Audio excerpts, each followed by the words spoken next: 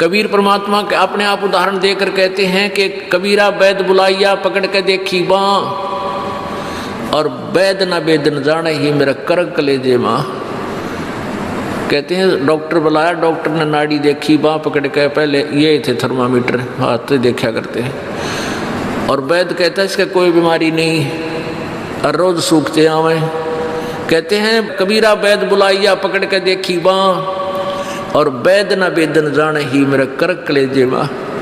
उस परमात्मा की और यहाँ के दुखों का जो दुख है, यहाँ के दुखों को देख देख कर कुत्ते ने देखे खाज कि तो कीड़े पड़ रहे उसके हैं, किसी खाज लग रही है। ये भी पहले आप जैसे अड़े चौड़े हो कांडे थे और बढ़िया बढ़िया सूट गाड़ के चल थे, भक्ति करी को नाच ब्रैन माटी करवा ली। तो ये बातें उनको तुरंत याद आने लग जाएंगी जिनकी आंखों का मोतिया बिंदु का ऑपरेशन हो गया, अर्थात जिनको तत्व ज्ञान हो गया।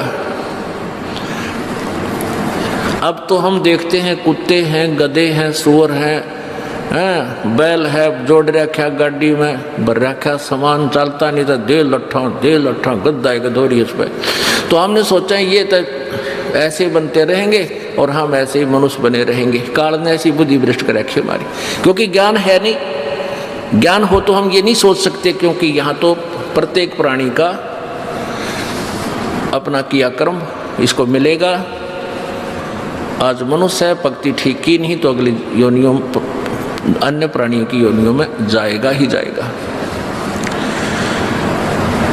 तो फिर ये बातें, यहाँ का यो कष्ट, किसी की किसी का हाथ कट रहा, किसी की टांग कट गई, कोई अंधा हो रहा, किसी का बेटा मर गया, किसी की बेटी मर गई, एक परिवार में दो दो तीन दिन इकट्ठे मृत्यु हो रही है। अब उस परिवार के स्थान पर आप अपने को सोच कर देखो जो जश्न मनाने की तैयारी में है, तो फिर ये बकवादें अब पलट जाएंगी। 90% जो हम वेस्ट करते हैं अपना समय इस पेट के लिए और इस संसारिक इन बकवादों को जोड़ने के लिए, ये 90% अपने आप शांत हो जाएगी। ना दहेज लेंगे ना देंगे। किसी के 2 कन्या हो जाती है, उसको नींद आनी बंद हो जाती है। ऐसा हमने अपने आप एक मकड़ी वाला जाल फैला के आप फंस बैठे उसमें दहेज के चक्कर में, क्योंकि हमें ज्ञान नहीं। हम किसी से आज पैसा लेते हैं, अगले जन्म में वो पैसा वापस देना पड़ेगा।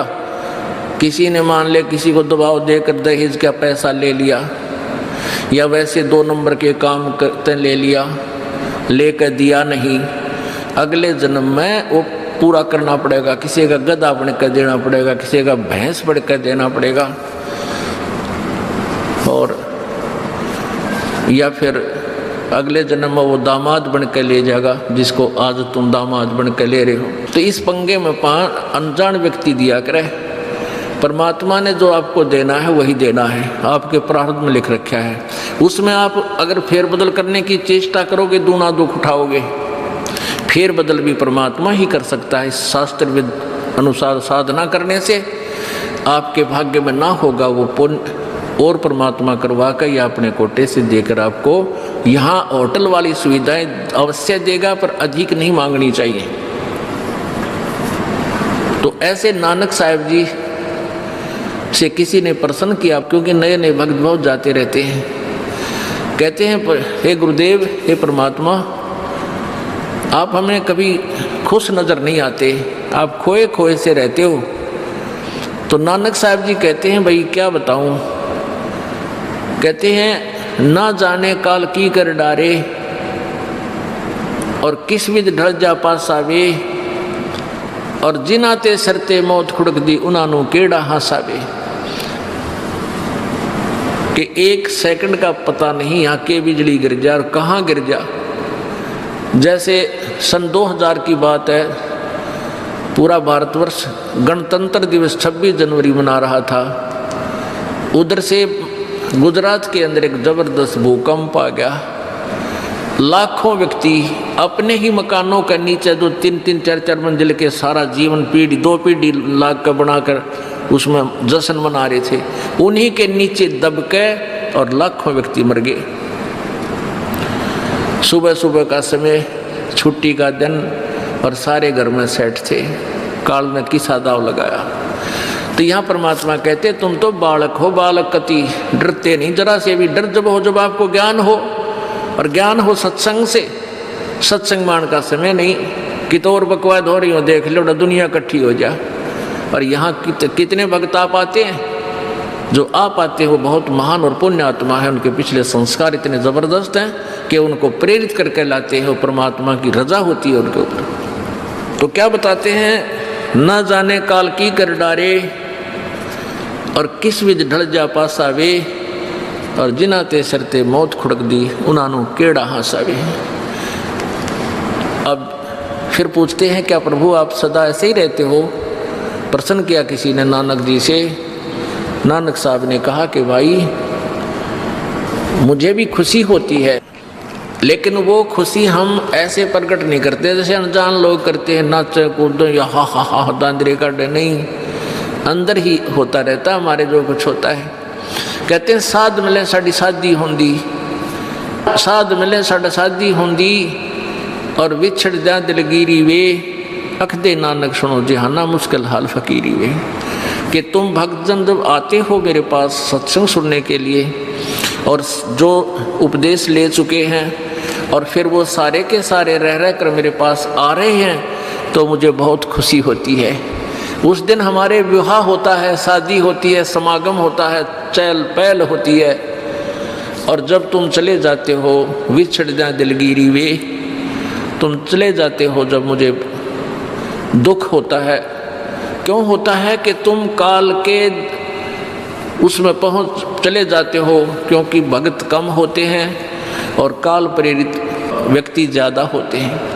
मुझे ये डर लगा रहता है कि कहीं ये भोली आत्मा उन काल के दूतों के ना फंस जा, और उनकी बातें माँ के भक्ति ना छोड़ दें, इनकी दुर्गति ना हो जा। जब तुम ठीक ठाक वापस आ जाते हो सभी, तो मेरी आत्मा खुश होती है। उस दिन मेरी खुशी का कोई ठिकाना नहीं होता, लेकिन वो होती है अंदर ही अंदर, लोग दिखावा नहीं होता।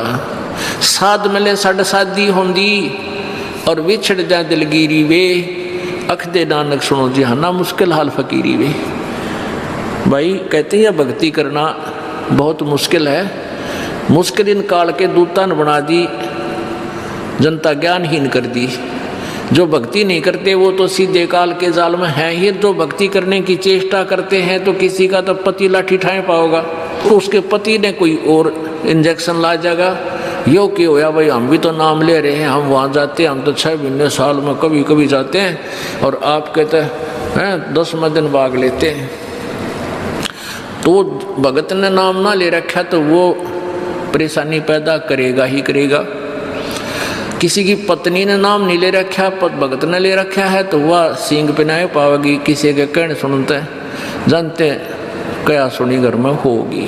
काल न तक करवाना है कि किसी प्रकार ये वहाँ जाना छोड़ दें, तेरे जाल में फंसे रहें। इसका तो पूरा प्रयत्न रहेगा। लेकिन पुण्यात्मा यु ज्ञान रूपी ढाल आपको इसलिए दी जाती है कि अपना बचाव करो, और भक्ति मत छोड़ना चाहे कुछ भी हो।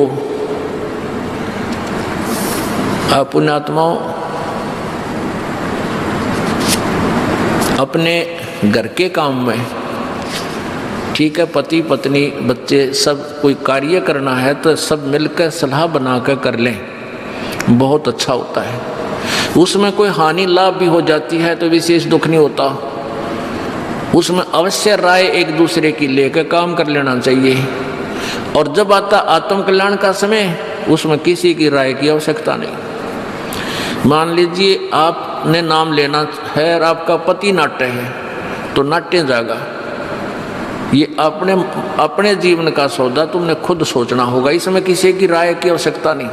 आपने नाम लेना, आपकी पत्नी मना करती है तो करन दे, इसमें किसी की सलाह लेने की जरूरत नहीं, चाहे कोई राजी रहे चाहे नाराज रहे।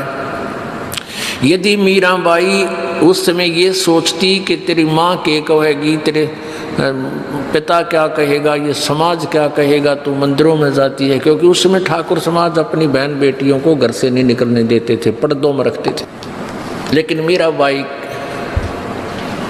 बालक नहीं रही थी, समझदार थी। वह उसको पता था कि आज तो मैं लोक लाज कर मैं आकर भक्ति नहीं करूँगी, और फिर कुतिया बनकर बाजार में हांडूंगी, कोई मेरी इज्जत का रक्षक नहीं मिलेगा।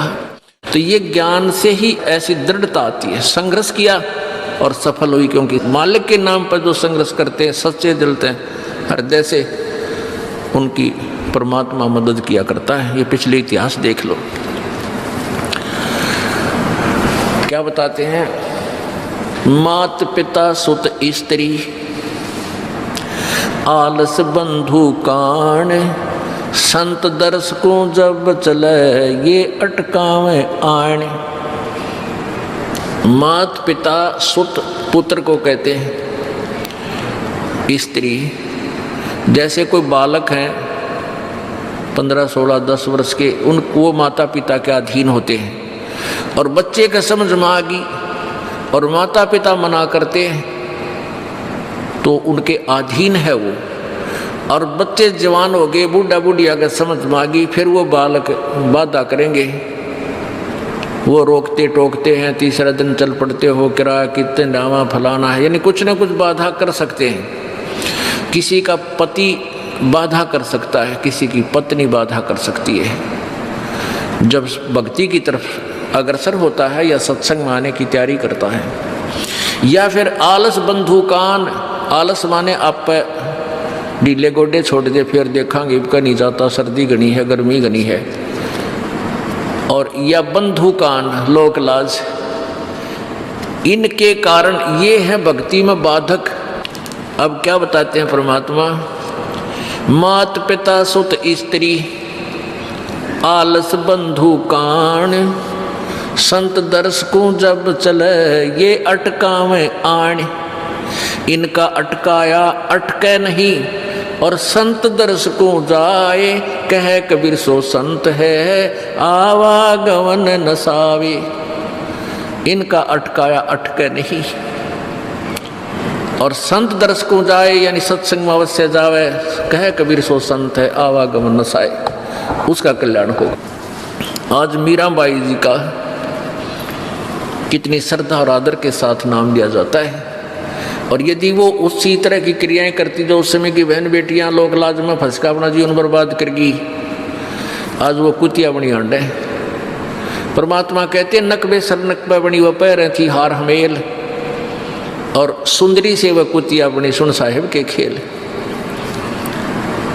बीबी पड़ते रहे थी डोडी लगे थी बार, अब गा तो गाड़े फिरती हैं वो बन कुतिया बाजार। वो पर्दे की सुंदरी सुनो संदेशा मोर, इब गा तो गाड़े फिरती हैं वो करें सराय शोर।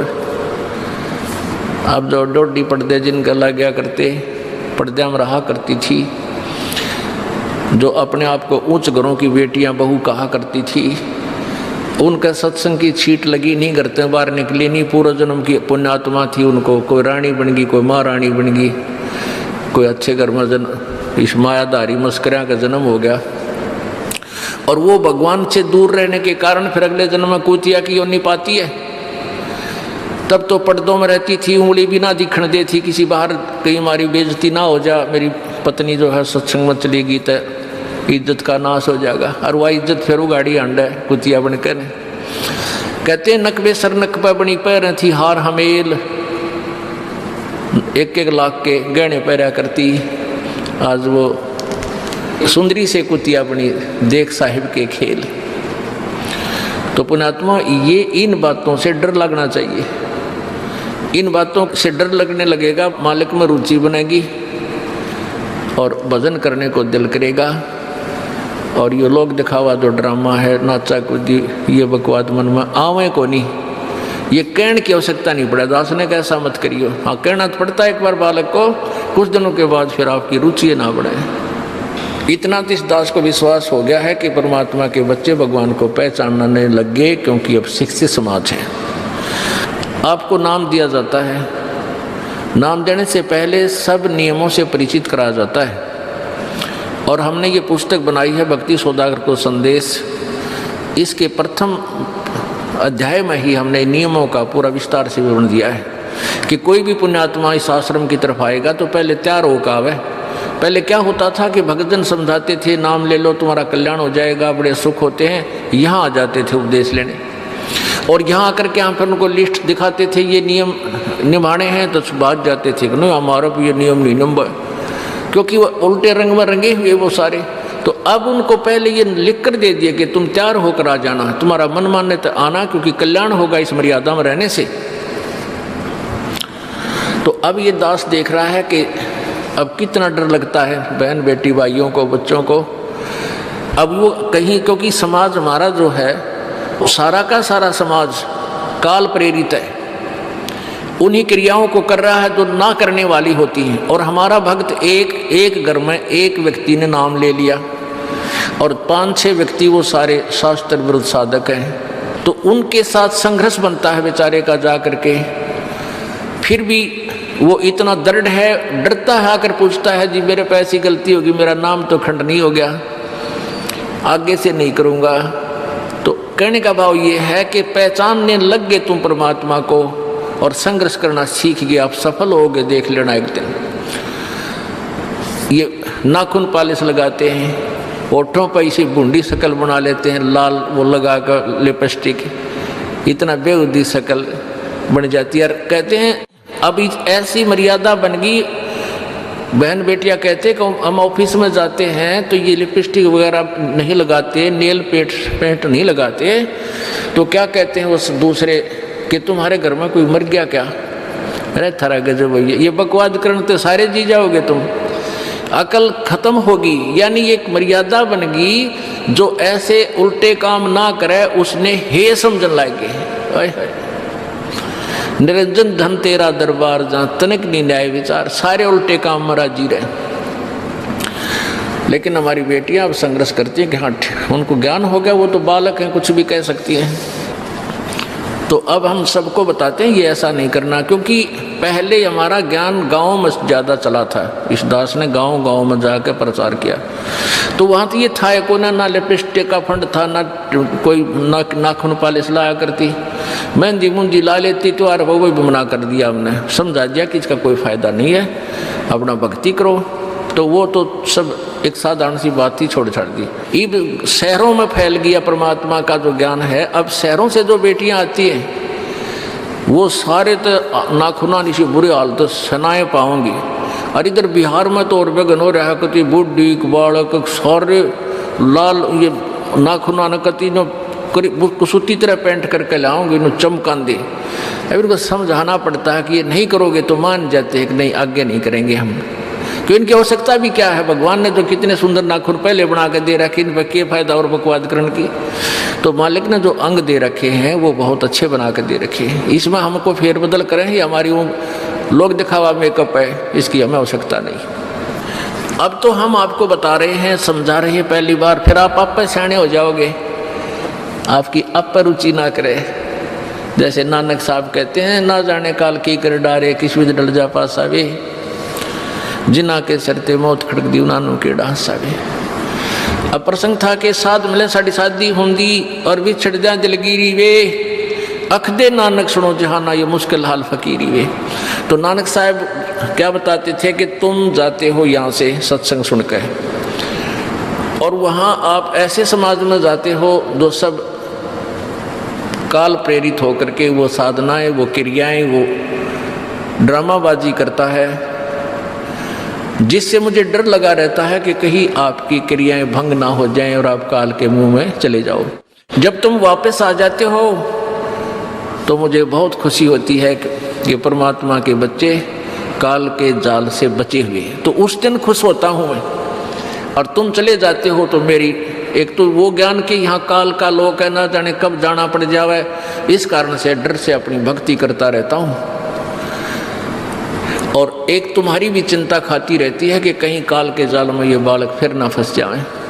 तुम वापस आ जाते हो एज इट इज, तो फिर मेरी खुशी का ठिकाना नहीं रहता। साध मिले साड़ी शादी होंगी, साध यानी साधु संत, ये भक्त आप साध हो, साध माने जो साधना कर रहा है, और साधु सोए जो सीधा चाल है, यानी जो और लोग दिखावा बकवाद नहीं करता, शराब मांस तम्बाकू नहीं पीता, और मेकअप वगैरह शरीर के वापस जरूरत नहीं। कहते पति भरता भावानी चोम चटक श्रृंगार, जो पति भरता यानी जिसने केवल अपने पति से ही लगा हुआ है, फिर उसने बकवाद करने की क्या आवश्यकता है? तो कहने का भाव यह है कि हम सच्चे ढंग से जब लगेंगे फिर हमने अब तो इच्छा ना हो किसी वस्तु की। परमात्मा कहते हैं इस काया का गर्व ना करियो, के काला के गोरा रे,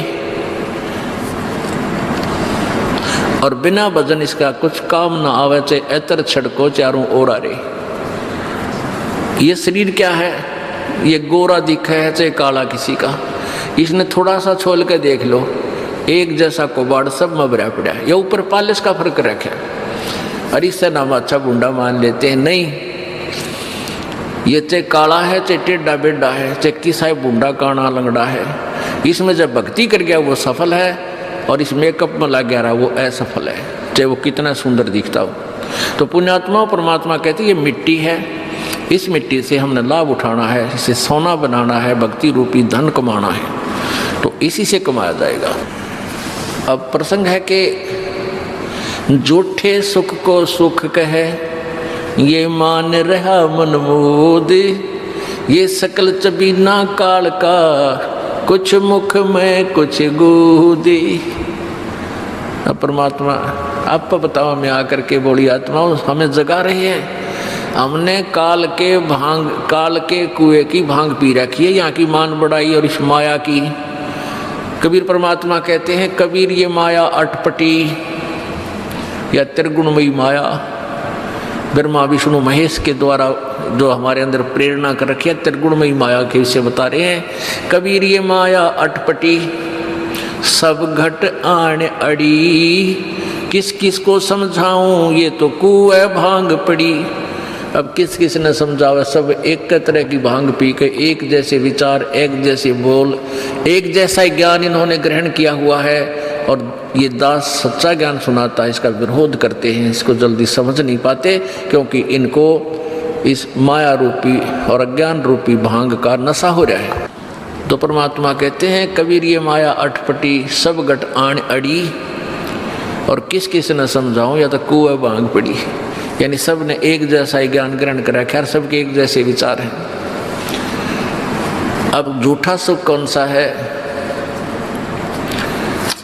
इन कार कोठियों को हम अपना मानते हैं, संतान संपत्ति को अपना मानते हैं। इसका उदाहरण आपको दे दिया। परमात्मा कहते हैं, राम नाम कड़ुआ लगे और मीठे लागे दाम, दुविधा में दोनों गए भाई, माया मिली ना राम। माया तो मिले को नहीं, यानी मान लीजिए आपके पास अरबों संपत्ति अरबों हो भी गई, तो वह तेरी नहीं, आपको 2-4 रोटी सुबह 4 रोटी शाम है, और एक वर्ष में गणे 4 कपड़े कुर्ते पजामे बहुत, एक वर्ष में खत्म, आप पाटे को नहीं, ऐसा काम रह रहा आजकल, और 2 जोड़ी चप्पल कुर्ते जूते, और एक खाट का स्थान, एक चारपाई आ जा, गणित 2 आ जा, जितने एक परिवार एक व्यक्ति को एक चारपाई। कहने का भाव यह है कि ऐसा सीमित सा मकान, इतने की आवश्यकता आपको है, और बाकी पैसा आपके पास उसने के सिर में मारोगे, क्या करोगे उसका। अब या तो किधर बकवादा में लावेगा, किधर शराब पीवेगा, कि तो और कोठी खरीद कर गिर देगा, उस पर कोई कब्जा कर लेगा, फिर लट्ठा मुकदमे होंगे, या कोई ले लेगा रिश्तेदार या कोई मित्र बनकर फिर दे कोई ना, फिर खेचा तानी रात ने नींद आवना, वह रखेगी बेगन में पात्रे, वो माया तने जीर्ण नहीं दे। और माया तो परमात्मा कहते हैं इस जीव की सबसे बड़ी शत्रु है, जो भगवान से दूर करे। अभी झूठे सुख को सुख मान लिया, कार कोठी होगी, बढ़िया व्यापार बिजनेस या कोई नौकरी होगी, तो भगवान से 100 कोस दूर है वो प्राणी। कोई एक आध पुण्यात्मा इसे प्रेरणा होकर आ जाता, वो तो फॉर एग्जाम्पल होते हैं। तो परमात्मा कहते हैं इसे सुख का आग लगे जो भगवान से दूर करे। परमात्मा कहते हैं वो दुख अच्छा हमारे लिए जो परमात्मा के चरणों में हमें लगाए रखे। कबीर साहब कहते हैं सुख के माथे पत्थर पड़ो जिससे नाम रट देते जावे, और बलिहारी वो दुख जो पल पल नाम रटावे। कि हे परमात्मा इसे सुख की हमने जरूरत नहीं, जो भगवान से दूर करे। पत्थर पड़ो इसे सुख के ऊपर, और बलिहारी उस दुख के जो पल पल नाम रटावे। जैसे भक्त नाम ले रखा किसी ने और उसको कोई पीड़ा हो जाती है, चिंता शुरू हो जाती है उसको, हे भगवान कदे कैंसर ना हो जा, हे परमात्मा कोई और ऑपरेशन ना बन जा। तो वहाँ तक जाता है जहाँ वो डॉक्टर के पास, और भगवान याद रह कर आता है। और वहाँ जाकर डॉक्टर करता है अल्ट्रासाउंड और एक्सरे वगैरह करके बता देता है कि आपको वैसी कोई खास बीमारी नहीं है, नॉर्मल सी है, ये दवाई लो ठीक हो जाएगी। उसके बाद फिर परमात्मा के गुण कितने गाता है वो। जो भक्ति से दूर हैं वो तो भूल भाल जाते हैं, उनको तो परमात्मा याद आता है, कोई ना डॉक्टर दिखे। और पुण्यात्मा जो भक्ति करते हैं उनको डॉक्टर नहीं भगवान पहले दिखाई देता है। पुण्यात्मा, आपके प्रारब्ध में, आपके संस्कार में मृत्यु है और कैंसर से है, और वो होगी, नाम ले रखा आपने, और डॉक्टर ने भी डिक्लेयर कर दिया कि कैंसर है भाई। पीछे आपको उदाहरण दिया था, एक लड़का रोहतक से, इकलौता पुत्र, और 10 साल के बाद पुत्र प्राप्ति हुई, और उस लड़के का कान में कैंसर बता दी, PGIMS रोहतक तक। उन डॉक्टरों ने फाइनल कर दिया और उसका पूरा डाटा अपने मोबाइल में नोट कर लिया कि इसका ऑपरेशन करवा ले और दिल्ली ले जा, हम नहीं कर सकते। वो रोता हुआ यहाँ आए। अब क्या है कि ये काल बड़ा उस्ताद है, थोड़ा सा सुख होते ही भगवान ने भूलन लग जाए। वो 5 महीना में आए हमारे पास रोहतक से, जबकि आए महीना आना चाहिए था। 5 महीने में पता करा भाई कितने दिन में आए, वो 5 महीने वाला गेला। हमें भी ज़्यादा खींचातानी करें भाई इतना लेट क्यों हो गया, तो भगवान ने नहीं चाहिए तो फायदा क्या होगा। ये कुदरती है, जब इस महीने 2 महीने में आपका प्रेरणा नहीं उठी, लोर नहीं उठी आने की, तो फिर भक्ति कहाँ चल रही है आपकी। बंधन तोड़ कर आ जाओगे जिसके अंदर भक्ति चल रही है, चाहे कितनी दूर भी क्यों नहीं है इंसान। भारत में कोई दूर थोड़ा, कोई वीज़ा थोड़ा बनवाना है दोबारा आने के लिए, और वो भी नहीं आ पाते हैं, फिर भक्ति नहीं चल रही उनकी। तो फिर रोए दोनों, और लड़का भी रोए, उसकी पत्नी भी रो, उसका बाप भी, दोनों। वो लड़का छोटा ही था, 12-13 साल का। कहने लगे जी कैंसर बता दी, हमारा इकलौता पुत्र है। बुरा हाल मेरी नहीं सुने, रोए वहाँ बेटा बात सुनो, आप दोबारा चेक कराओ और पूरी श्रद्धा रखना मालिक में। आप दोबारा ऑपरेशन कराने से पहले चेक जरूर करा लेना, ऑपरेशन नहीं मना करता मैं, और ऑपरेशन भी मालिक की दया से सफल होया करे इसी बूंदी बीमारी का। तो उनका यह बात जचगी, जानते डॉक्टर से कहा जी इसको ऐसे, वो रिपोर्ट दिखाई, और फिर कहा जी, वो डॉक्टर ने कहा अभी मैं दोबारा चेक कर लूँगा। मालिक प्रेरणा करता है कि एक बार चेक करना पड़ेगा, मैं ऑपरेशन करने से पहले चेकिंग फिर करूँगा। दोबारा चेक किया, उसने बताया इसका कोई कैंसर नहीं है, और कान की हड्डी बढ़ है, और 6 महीना में एक बार दिखा जाइए तो आप पर ठीक हो जाइए। अब पुण्यात्माओं, अब उस परिवार को भगवान कितना प्यारा लगेगा, कितनी श्रद्धा बढ़ेगी। और आए महीने 2 चक्कर काटेंगे तो इंसान तो होंगे, शैतान होंगे, तो फिर आपत्ति आओगी उन पर। भगवान से दूर होते ही फिर ये विरानमटी होगी। तो कहने का भाव ये है कि सुख के माथे पत्थर पड़ो जो ना मर देते जा, और बलिहारी उस दुख के जो पल पल नाम रटावे। संत शरण में आने से फिर आई टले बला, और जय मस्तक में सूड़ी होवा काटे में टल जा। ये मालिक की वाणी है, गलत नहीं हो सकती। इसका हम कितना लाभ उठा सकते हैं वो हमारी अपने अंतःकरण की जो है व्यवस्था के ऊपर डिपेंड करता है। हमारी कितनी भावना है, कितनी हमारी लगन है मालिक में। अब कुछ भक्त ऐसे भी आते हैं जी, हमें लाभ ना होया, पाठ भी करा लिया, जोत भी चढ़ा दी, और 3 बार आ लिया मैं, ईसा डठोरा दिखाऊंगे, मेरा ऊपर जानो बहुत बड़ा, मुझे ही ज़्यादा आवश्यकता है, इसने कती नहीं। वो बेचारे बालक हैं 1ली-2री कक्षा के, वो कुछ भी बोल सकते हैं, उनको ज्ञान ही नहीं। और ऐसे लाखों लोग हैं जिनको निरे सुख हो लिए। तो परमात्मा तो वही है, एक ही ट्रांसफार्मर में तो सबको कनेक्शन दे रखा है, और जिसके पंखे कूलर चल रहे हैं वो भी उसी लाइन से जुड़े हैं, और जिनके नहीं चल रहे हैं वो भी उसी लाइन से जुड़े हैं। तो उनका कोई कनेक्शन डिफेक्टिव है, उसको फिर चेक कराएं, लाइट पावर वही है। कहते हैं सतगुरु के दरबार में कमी काहे की ना, अंसा मौज नहीं पावता तेरी चूक चाकरी में। कि इस परमात्मा के दरबार में किसी चीज़ की कमी नहीं। और परमात्मा आप पर बताते हैं कि यदि तुझे लाभ नहीं मिल रहा तेरी चूक चाकरी में, आपके अंदर कोई श्रद्धा में कमी है, आपकी भावना में कमी है, या आपका कनेक्शन लूज है, आपका कनेक्शन कट ऑफ हो गया, वह पावर आ नहीं रही। इस परमात्मा कबीर जी के शब्दकोश में असंभव शब्द नहीं है। इस कबीर परमेश्वर की डिक्शनरी में इम्पॉसिबल वर्ड नहीं है। ये वो भगवान है।